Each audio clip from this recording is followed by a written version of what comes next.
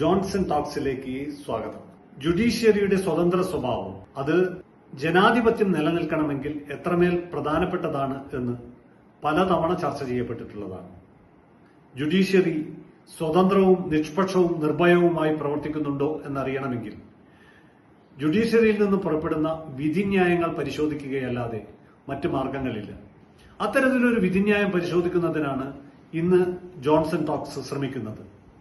2023 Rahul Gandhi versus Purnesh Easwar Modi എന്ന കേസിൽ sentence suspend ചെയ്യപ്പെടുന്നതിനെ സംബന്ധിച്ച് ഒരു വിധി പ്രസ്താവം ഗുജറാത്ത് ഹൈക്കോടതിയിലെ ജസ്റ്റിസ് ഹേമന്ത് നടത്തുകയുണ്ടായി. ആ വിധി പ്രസ്താവം എന്തുകൊണ്ടും ഒരു ചൂണ്ടുപലകയാണ് എന്നാണ് തോന്നുന്നത്. അതുകൊണ്ടാണ് പ്രത്യേകമായി ആ വിധി പ്രസ്താവം ഇന്ന് ചർച്ച ചെയ്യണം എന്ന് ആഗ്രഹിക്കുന്നത്. രാഹുൽ ഗാന്ധി ഒരു അപകീർത്തി കേസിൽ, ക്രിമിനൽ ഡിഫാമേഷൻ കേസിൽ പ്രതിയായി. അദ്ദേഹം കർണാടകത്തിലെ തെരഞ്ഞെടുപ്പ് കാലഘട്ടത്തിൽ കർണാടകത്തിൽ നടത്തിയ ഒരു പ്രസംഗത്തിൽ അപകീർത്തിപരമായ പരാമർശങ്ങൾ ഉൾക്കൊണ്ടിരുന്നു. അഥവാ ഗുജറാത്തിലെ പൂർണേഷ് ഈശ്വർ മോദി എന്ന ആൾക്ക് മാനഹാനി സംഭവിച്ചു എന്നതാണ് ആ കേസിലെ വാദം. അതിനെ തുടർന്ന് ഗുജറാത്തിലെ സൂററ്റിൽ മജിസ്ട്രേറ്റ് കോടതിയിൽ ഒരു ഡിഫാമേഷൻ കേസ് പൂർണേഷ് ഈശ്വർ മോദി ഫയലാക്കുകയാണ് ഉണ്ടായത്. പൂർണേഷ് ഈശ്വർ മോദി ഫയലാക്കിയ കേസിൽ വിചാരണ കോടതി രാഹുൽ ഗാന്ധിക്ക് പരമാവധി ശിക്ഷയായ 2 കൊല്ലം ശിക്ഷ നൽകുകയുണ്ടായി. രാഹുൽ ഗാന്ധി സൂററ്റിലെ സെഷൻസ് കോടതിയിൽ അപ്പീൽ ബോധിപ്പിച്ചു. അപ്രകാരം ബോധിപ്പിച്ച അപ്പീലിനോടൊപ്പം സാധാരണ ക്രിമിനൽ അപ്പീലുകളോടൊപ്പം ബോധിപ്പിക്കാറുള്ള സെന്റൻസ് സസ്പെൻഡ് ചെയ്യുന്നതിനുള്ള അപേക്ഷ CRPC 389 പ്രകാരം രാഹുൽ ഗാന്ധിക്ക് വേണ്ടി സമർപ്പിക്കപ്പെട്ടു. ആ ഹർജി ബഹുമാനപ്പെട്ട സെഷൻസ് കോടതി തള്ളി.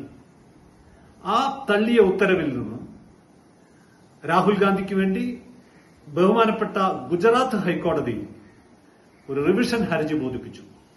ആ റിവിഷൻ ഹർജി പരിഗണിച്ച് ഗുജറാത്ത് ഹൈക്കോടതിയിലെ ജസ്റ്റിസ് ഹേമന്ത് പുറപ്പെടുവിച്ച വിധി, ആ വിധിയാണ് ജുഡീഷ്യറിയെ സംബന്ധിച്ച് ഒരു ചുണ്ടുപലക എന്ന തരത്തിൽ പരിശോധിക്കാൻ ആഗ്രഹിക്കുന്നത്.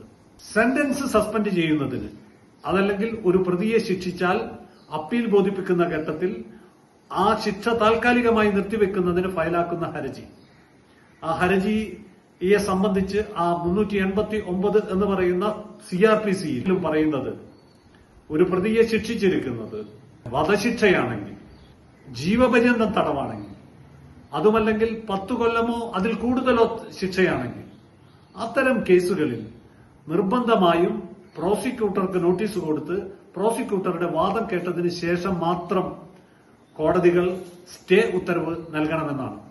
എന്ന് പറഞ്ഞാൽ 10 വർഷത്തിൽ താഴെയുള്ള കേസുകളിൽ ഒരു വാദപ്രതിവാദത്തിനിടയില്ലാതെ കോടതികൾക്ക് സ്വമേധയാ കാരണങ്ങൾ എഴുതി ചേർത്ത് സെന്റൻസ് സസ്പെൻഡ് ചെയ്യാം എന്നാണ് 430 BNSSലും 389 CRPCയിലും പറഞ്ഞിരിക്കുന്നത്.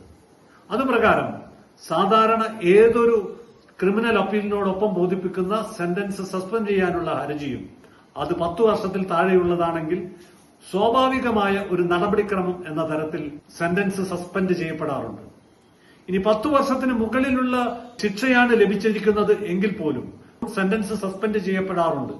അത്തരം സന്ദർഭങ്ങളിൽ ഉയർന്ന കോടതികൾ, ബഹുമാനപ്പെട്ട ഹൈക്കോടതികളും സുപ്രീം കോടതിയും ഒക്കെ പലതവണ പറഞ്ഞിട്ടുള്ളത്, അത്തരം സെന്റൻസ് സസ്പെൻഡ് ചെയ്യപ്പെടുമ്പോൾ ശ്രദ്ധിക്കേണ്ടത് അത് ഒരു മോറൽ ടർപ്പിറ്റ്യൂഡിനെ ബാധിക്കുന്ന കേസാണോ, ഒരു ഹീനിയസ് ക്രൈമാണോ, ഒരു സീരിയസ് നേച്ചറുള്ള കാര്യമാണോ, അത്തരം കാര്യങ്ങളൊക്കെ പരിഗണിച്ചു വേണം കാര്യങ്ങൾ കാണാൻ എന്നാണ് കോടതികൾ മുൻ വിധികളിൽ പ്രസ്താവിച്ചിട്ടുള്ളത്.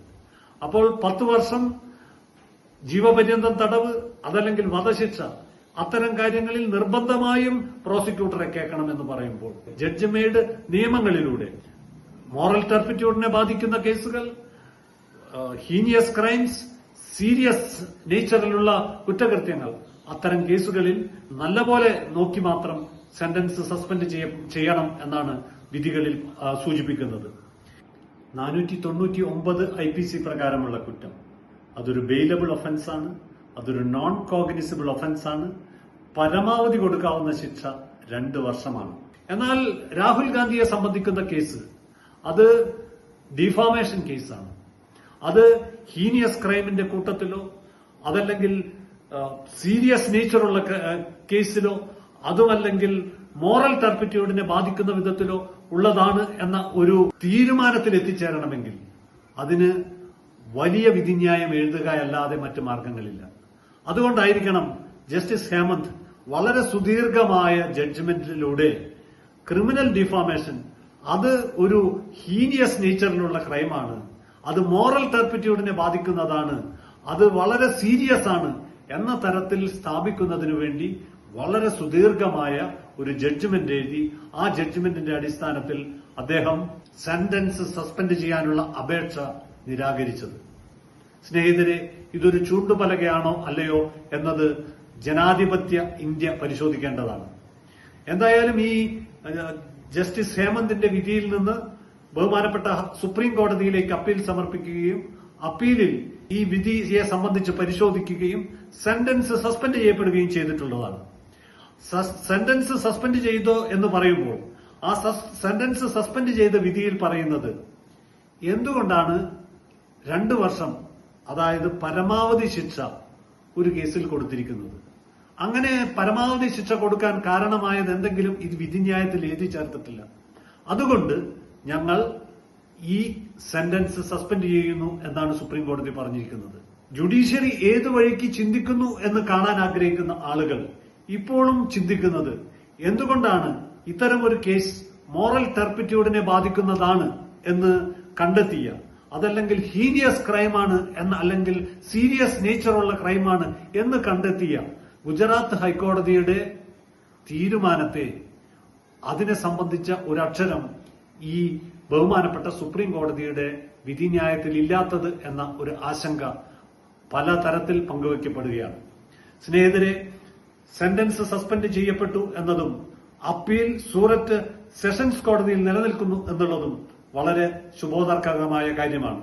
എങ്കിൽ പോലും സെന്റൻസ് സസ്പെൻഡ് ചെയ്യപ്പെടുന്നതിനെ സംബന്ധിച്ചുള്ള ഒരു വിധിന്യായത്തിൽ ഒരു വളരെ സുദീർഘമായി ജസ്റ്റിസ് ഹേമന്ത് എഴുതി ചേർത്തിരിക്കുന്ന 100-200 പേജ് വരുന്ന ആ വിധിന്യായം ജുഡീഷ്യറി ഏത് വിധത്തിൽ ചിന്തിക്കുന്നു എന്നും ജുഡീഷ്യറി ഏത് വിധത്തിൽ കാര്യങ്ങളെ കാണുന്നു എന്നും മനസ്സിലാക്കുന്നതിന് വളരെ പ്രയോജനപ്രദമാണ്. അത്തരത്തിൽ ജുഡീഷ്യറി കാര്യങ്ങളെ കാണുന്നതിൽ എന്തെങ്കിലും വികലത ഉണ്ടോ എന്ന് പരിശോധിക്കാൻ, ചർച്ച ചെയ്യാൻ ജുഡീഷ്യറിയുമായി ബന്ധപ്പെട്ട എല്ലാ കേന്ദ്രങ്ങളും തയ്യാറാവേണ്ടതാണ്. നന്ദി, നമസ്കാരം.